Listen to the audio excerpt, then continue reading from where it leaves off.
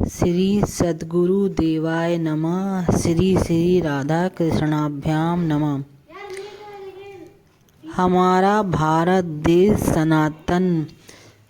सनातनी देश है, जो अपनी अनेक रोचक तथ्यों, कथाओं, लीलाओं से भरपूर प्रभु उपासना प्रदान करने वाला है।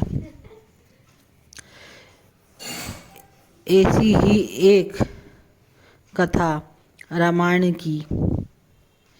एक प्रमुख पात्र मंदोदरी, दैत्यराज मायासुर की पुत्री और लंकापति रावण की पत्नी।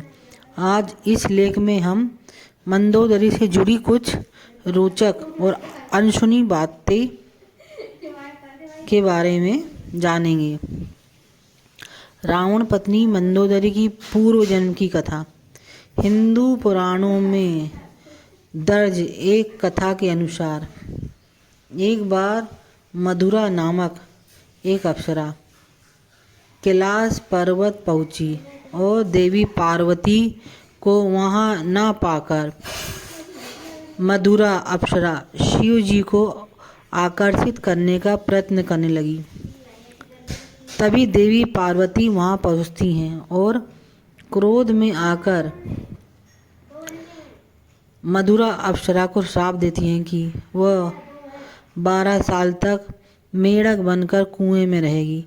भगवान शिव के बार बार कहने पर माता पार्वती ने मधुरा से कहा कि कठोर तप के बाद ही वह अपने वास्तविक स्वरूप में वापस आ सकती है। माता पार्वती की आज्ञा से मधुरा अप्सरा लंबे समय तक कठोर तप करती रही।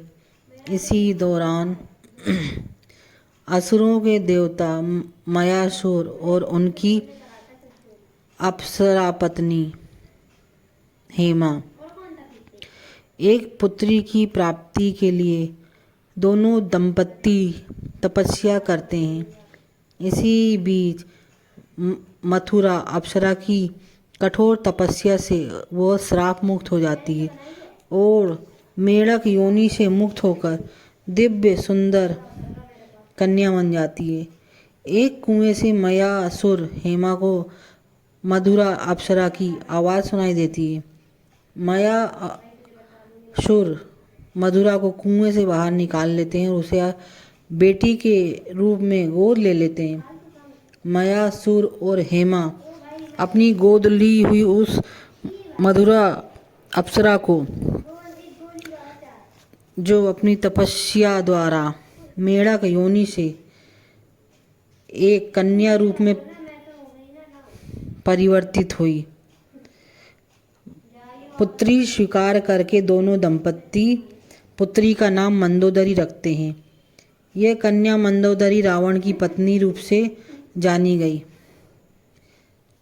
एक बार मयासुर से मिलने रावण आया और वहां उनकी मयासुर और हेमा की खूबसूरत पुत्री मंदोदरी को देखकर उस पर मंत्रमुग्ध हो गया।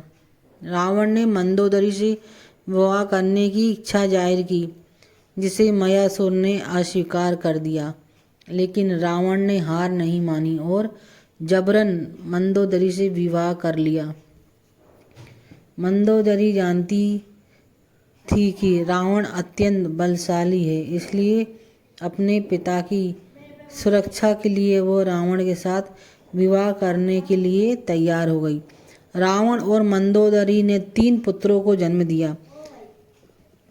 प्रथम पुत्र मेघनाद, द्वितीय पुत्र अक्षय कुमार और तृतीय अतिकाय हुए।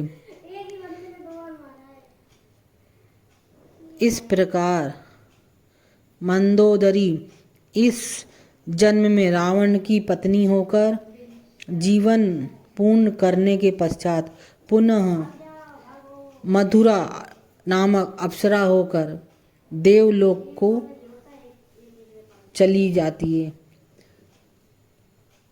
यह मंदोदरी की पूर्व जन्म की कथा। बोलो श्री सत्यनारायण भगवान की जय।